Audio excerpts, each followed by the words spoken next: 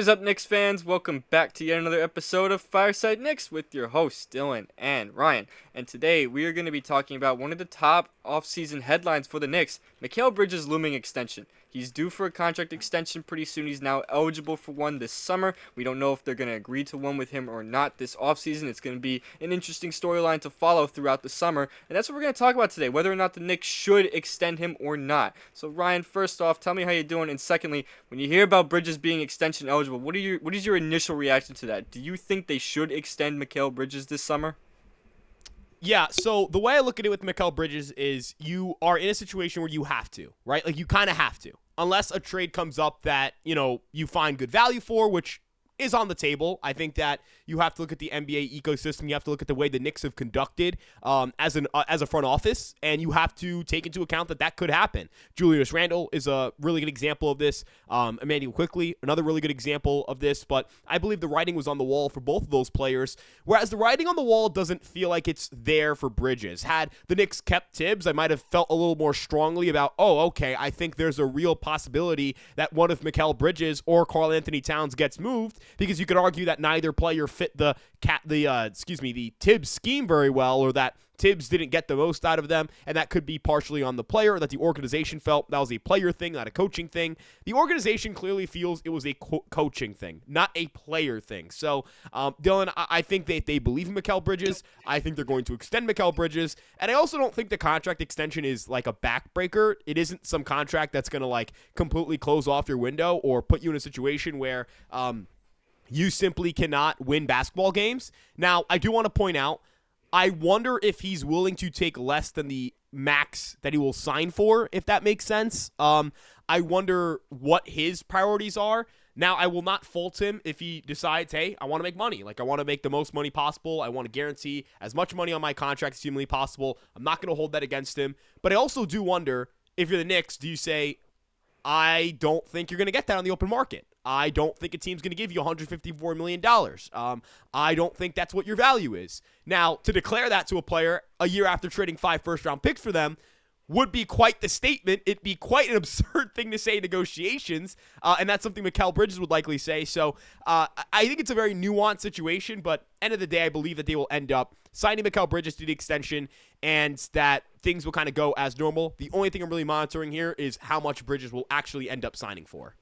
Yeah, and just for more context purposes, the maximum that he can sign for this summer is 4 years and $156 million. That is a lot of money. I will admit that it's a big price that you would have to pay to keep Mikal Bridges, but they also paid a big price to bring him in the first place. They gave up 5 first-round picks. It would look kind of bad if they traded him away this summer after giving up that much to get him in the first place. I feel like you kind of have to keep him around at least this season to see what you get. But what I want to get into, he's not the only Knick on this roster with a looming contract extension situation. Mitchell Robinson is another person who's also entering a contract year. Right now, he's playing on 4 years, $60 million contract. That contract is set to expire after next season. Then he hits the open market. The Knicks, of course, can extend him if they want to. I know a lot of fans feel kind of split about that because of, a variety of reasons, which I'm about to get into. But the way that I really see it with it this offseason and how it ties to Bridges, the Knicks have basically 2 choices this summer. Either you keep Mikal Bridges long-term, or you keep Mitchell Robinson long-term. Because realistically, I don't see a scenario where they're going to be able to sign both of them to long-term extensions without going over the second apron with the way this roster is currently constructed. They're going to have to be able to keep one and have to move on from the other. Now, if you ask me which one I'm keeping, it's Mikal Bridges. And I know some fans might be heavily against that because I know a lot of fans love Mitchell Robinson. I love as much as the next guy, but the injuries and the lack of offensive abilities that Mitchell Robinson has makes me weary about keeping him around long term. Mitchell Robinson has had so many lower body injuries throughout his career. He's had several injuries throughout his career. It's kind of just a regular thing at this point for him to be injured. Don't get me wrong, he had a great impact for the Knicks in the postseason and all that stuff, and of course when he did come back, he was he looked healthy, but he's kind of like a ticking time bomb of when is he going to get injured again? When is he going to miss a couple months out of the season and screw the Knicks out of having a center? People tend to forget that the guy did miss 60 regular season games or close to that this past season. He missed a lot of time. He missed the first 58 games recovering, and then he didn't play any back-to-backs. So he never really was always fully there, whereas Mikal Bridges hasn't missed a game since high school. I mean, he's played all games through college and in the NBA for several years. Now, of course, I know a lot of fans are, iffy about Bridges' fit because of the way he played last year. But as you were mentioning before, Ryan, I think it was a coaching problem. I really do. I feel like Mikal Bridges is a much better player than how he performed this past season for the Knicks. I really think that Tom Thibodeau did not exactly utilize him correctly. There were a lot of games where Bridges was sitting in the corner, not really being involved in the offense. Many games where I check the box score and I see that he had 6 shot attempts in 40 minutes. That's not acceptable for a third option, okay? And I don't really blame Bridges for that. I blame the way the offense was ran, and I blame Tom Thibodeau for that. I don't think Tom Thibodeau necessarily drew enough plays for Mikal Bridges to get involved. I don't think he did. Mikal Bridges is more than just like a corner sitting spot up shooter. He's a good shot creator. He can shoot in the mid range and off the dribble. He's a solid playmaker. I mean, you got to use the guy. You got to use him to your advantage, and you got to be able to use him to his strength. And I don't think Tom Thibodeau did that last season. I think that's why Mikal Bridges struggled as much as he did. Yes, I know Bridges had some stretches where he played really well. He, of course, stepped up the defense in the postseason. That's awesome. But, of course, we all know shooting-wise, it was an up-and-down year for Bridges. We know it was not exactly the hybrid version of the Nets and Suns that we were hoping we would get out of him. It was kind of like is this guy good or is he not, right? A lot of people kind of felt split about that. But bottom line, when it comes to this extension stuff, I would extend Mikal Bridges over Mitchell Robinson. I really would do it. Now, if they were to find a way to be able to keep them both without going over the second apron, as you alluded to, possibly having Bridges take a pay cut, that would be awesome. I would be fully in favor of that. But I don't think that's a realistic scenario. And I don't know how realistic it is either that Bridges will even take a pay cut. A lot of people have tended to kind of compare players' free agencies and stuff like that to Jalen Brunson since he took that pay cut and are like, oh, why don't this guy just take a pay cut because he loves it here? Not every player thinks that way.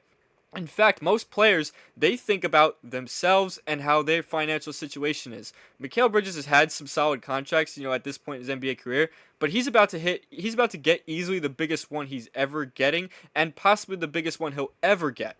So he might be wanting to prioritize some money here and seeing how much he can get out of the value that he has at the moment. Now, I know his value is probably a little diminished after this past season, so he very well might choose to either A, hit the open market or wait till midway through next season to sign an extension. He might not want to sign an extension yet this summer because he might feel like that he could make more money if the Knicks don't want to offer him the maximum that he can get. If the Knicks say offer him 4 years, $120 million, which is like very similar to the RJ Barrett contract. He might say, no, I feel like I can make the maximum amount of money, and I'm going to prove that to you guys this season. And then it makes the Knicks have a more difficult choice to make throughout the regular season. So, bottom line, like I said, I'll wrap up my point quickly here. I think you got to keep Mikal Bridges long term. I definitely think you should extend him. Yes, I know a lot of fans feel weird about it. I will admit I have my skepticism as well. But considering who you have to choose from, I'm taking Mikal Bridges over a Mitchell Robinson extension. That's the bottom line that I want to make there. I want to get your input on that because I really think it's a good talking point to have. Yeah, so the first thing I'd like to say is, again, I fully support Mikal Bridges' decisions when it comes to, hey, I want to put money first. I need to do what I need to do to make sure I'm covered. I get it. I don't believe it's fair to shame a player for it. At the end of the day, this is a business. NBA teams are going to operate in their best interests. I don't think it's any different for a player to do so for their best interests. So I want to clarify that when I talk about any pay cuts. But the one thing you did mention that I find important is that Mitchell Robinson is someone you cannot rely on. And that does matter. And I think the Knicks' interest in Al Horford, oh my gosh, the fact that the Knicks seem to have some interest in the way that Ariel Hukporti played his rookie year. I think it's very telling that he was the most frequent rookie we saw this past year, despite not being the highest drafted rookie. I also did find that there were aspects of his play that project very well. If you ask me right now, I think their best rookie or the best player from that class is going to be Hukporti. I think there are a lot of fundamental flaws defensively with Kolek and the mesh with him and Brunson, although I think he's a marvelous playmaker. If you put yourself in a position where you signed an Al Horford, and then Hukporti is your third-string center, and Cat is your starting center, you might be able to make it work. Because Al Horford, yes, he's old, but he's been more durable than Mitchell Robinson has. He's been more reliable than Mitchell Robinson has. At the end of the day, you are what your track record says. You are what you have been. You are what your results indicate, and that does matter for Mitch. Now, we did get the good fortune of this outcome this past year, the outcome where he was only healthy in the games that mattered most. But that's not the guarantee. You don't pick when you're hurt, right? That's kind of a huge thing I try to emphasize. And for the New York Knicks, there may never be a better time to cash in than this year. You may never get more value on Mitchell Robinson than this season. And the final thing I'd like to bring up in terms of Mitchell Robinson's value, man, if you extend him, you better pray he gets healthier as he gets older. And that is a very tough thing to ask for. I'm not sure, Dylan, if there are a lot of players in the league that have gotten healthier as they've gotten older. So all those variables combined, I have to agree, I'm picking Mikal Bridges. Now, I think what that you can also argue is that there is a lot of opportunity for who you can trade for if you trade Mitch to get a player that maybe fits your bench or your starting five better, because you're not asking for a superstar. You're not looking for a star caliber player. Again, that's if you can sign a quality backup big. Again, an Al Horford is someone I really would target. Man, you could be in a really good spot because you can either have a defensive-minded three-point shooter to start over Josh Hart. You can have someone who can play off the bench, who can be that sixth man for you and does maybe fit well in the lineup, but maybe shouldn't be playing 40, 45 minutes a night. I don't believe Josh Hart getting traded should be considered a foregone conclusion either, just because he is a playmaker. He can handle the basketball, and he is a rebounder. As much as I do have my concerns with his overall play at times, I do believe he's better than what he showed in the postseason. So, yeah, Dylan, I just kind of want to get your thoughts. Like, if you were to trade Mitch, what are you trading him for? What are you looking for in a trade target? Right. You know exactly what I want. I want more shooting, right? So if you trade Mitchell Robinson, you got to find some shooting. You know, there's definitely some good shooters out there in the trade market, and even if you don't trade specifically, even if you don't trade Mitch specifically for another player, you're at least freeing up some cap space to be able to add some shooting in free agency, which I think is also important. You know, theoretically, yeah, you could find some decent players in free agency right now, even with Mitch on the books. But, you know, at the end of the day, you don't want to go over the second apron. And when that Mikal Bridges extension comes and you have to decide to extend him, that's going to mean that you're probably going to have to move on from somebody that is currently in that rotation, which, you know, would likely end up being one of Mitchell Robinson or Josh Hart. It very well could end up being Mitchell Robinson. And I know, again, a lot of fans feel like they really should keep Mitch long term. And trust me, I would love to keep Mitch around. I think he does have an impact, but man, the injuries just drive me nuts. I'm sorry. It drives me insane knowing that right when I see him having such an amazing impact, when he's getting all these offensive boards, blocking shots under the rim, all that stuff, boom, gets hit with like a lower leg injury and he's out for a month or two. I hate when that happens because it really hurts the Knicks. I mean, look at it this way. Mitchell Robinson is basically the reason why Karl-Anthony Towns is even on the Knicks right now. He basically is the reason, because if you really look at it, him being injured would have forced Julius Randle to start at center. It would have forced that to happen. How horrible would that have been? That would have been terrible. If I had to watch Julius Randle at the 5 for basically an entire season, and if not Julius Randle at the 5, it would have been Jericho Sims at the 5, who you guys know how I feel about Jericho Sims. So, you know, when we look at it that way, he's pretty much the reason, because the Knicks know that they can't rely on him to be on the court, so they had to go get a center. Yeah, I didn't envision them trading Randall to get that center, but they had to do it, and I think I would honestly do it again. I would trade for Cat again if that same exact trade popped up for me in front of me and said, hey, would you do this trade? Yes, I would do that trade. I think it made the Knicks better. I do. And while Mitchell Robinson does have a great impact in wherever he plays, whether it's off the bench or, you know, as a starter, I think you really got to consider the long-term impact, as you said. You know, if you sign to an extension, whether it's like, because at this rate, I expect Mitchell Robinson to be making about between $15 to $20 million a year. Right now, he's making $15 million a year. You know he's going to want some more money.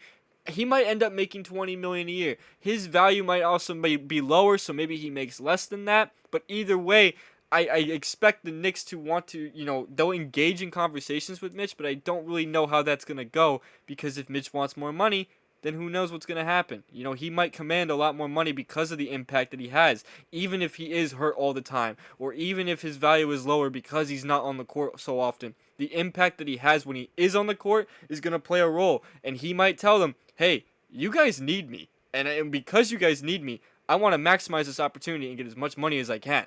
So the Knicks really have a lot to think about with that. All in all, though, if they were to trade Mitchell Robinson, go get some shooting. Go get some shooting. That's what I really think you need to address, especially off the bench. You didn't have enough bench scoring last year. I think that needs to be prioritized. I think even if you don't trade Mitch this summer, it needs to be prioritized. I really do.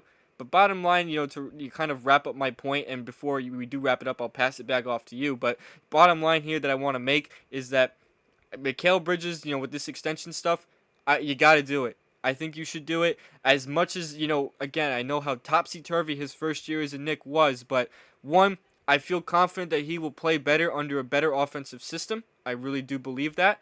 And two, you traded so much to get him in the first place, you can't just get rid of him like that. You got to trust him, and you got to hope that he can, in fact, turn it around and be an impactful player. And three, I feel like in a way he's already shown that he can contribute to winning. Look at those 2 plays against Boston, for example. The Knicks don't win those games without him on the court. As much crap as we give Bridges all the time, they don't win those games without him making those defensive plays. They don't. So that's really where I stand on it. I think you gotta extend him, whether it's with a pay cut or not. You gotta bring him back, and that unfortunately probably means you gotta let Mitchell Robinson go, whether it's this summer or next summer if he hits the open market. I think the Knicks should look to trade for him. Or trade him, I should say. I'd rather them get something back than not. But either way, it's gonna cost his spot probably, but I think it's the right decision. That's really all I gotta say. I want to pass it off to you though before we wrap this up. Yeah, I fully agree that, at this point, the Knicks need to buy into what they believe they saw in Mikal Bridges. I believe he'll benefit more from potentially being a secondary ball handler. We have seen constant reports, whether it's OG Anunoby, Mikal Bridges, et cetera, about player enthusiasm and their production when their touches were down, which I thought was interesting. And the way that OG Anunoby played when the offense opened up and included him more, I thought that was a very encouraging sign. He kind of saved his season because the first few months of OG Anunoby this past year, offensively were rough.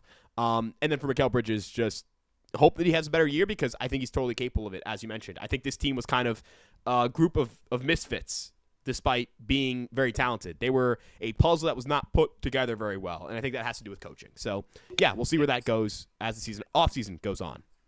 Yeah, that's pretty much how it is. I mean, it's going to be an interesting summer. I think there's going to be a lot of different moves. I would expect some movement this summer. I wouldn't expect anything like major. I don't think the entire roster is going to get shaken up, but who knows? This team has thrown surprises at us dozens of times, so who knows? Maybe within a couple weeks or a couple days from now, they extend Bridges and then they look to trade Mitchell Robinson. I've seen, too, that both those names have been thrown around in trade rumors because of their looming contract extensions and the fact that they're both entering contract years, so it'll be interesting to see. That's really all I got to say, though. I do think this is a good spot to finally wrap the episode up, though. Let us know what you think about Mikal Bridges and his looming contract extension in the comment section below, whether you think that they should extend him or not. We would love to talk with you guys about that. You can follow us on all of our social media platforms. We're on TikTok, Twitter, Instagram, Facebook, and, of course, this YouTube page that you just watched the video on. You can also listen to the audio version of this on Apple Podcasts and Spotify. Make sure you give us a 5-star rating on those. You can follow me and Ryan's personal Twitter accounts. They're right there above our heads. And we'll see you guys in the next episode of Fireside Knicks. Peace out, and let's go Knicks.